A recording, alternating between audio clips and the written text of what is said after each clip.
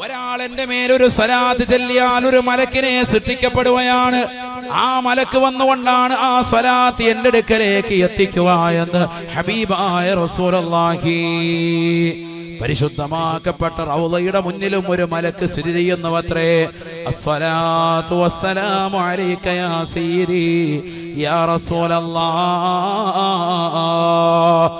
എന്ന ഒരു ഉമ്മ സ്വലാത്ത് ചൊല്ലിയാൽ, ഒരു സഹോദരൻ സ്വലാത്ത് ചൊല്ലിയാൽ, അവൻ അറിയാവുന്നതാകുന്ന ഏത് സ്വലാത്തും, ഇബ്രാഹിമിയ സ്വലാത്തും മറ്റേത് സ്വലാത്തുമാകട്ടെ, അതിശ്രേഷ്ഠമായ ഇബ്രാഹിമിയ സ്വലാത്ത് തന്നെ നീ ചൊല്ലിയാൽ തന്നെ റൗളയിൽ നിലകൊള്ളുന്ന മലക്ക് പറയും, നബിയെ തങ്ങൾക്കിതാ ഇന്നാലിന്റെ മനുഷ്യൻ സലാം പറഞ്ഞിട്ടുണ്ട്, അവൻ സ്വലാത്ത് ചൊല്ലിയിട്ടുണ്ട്.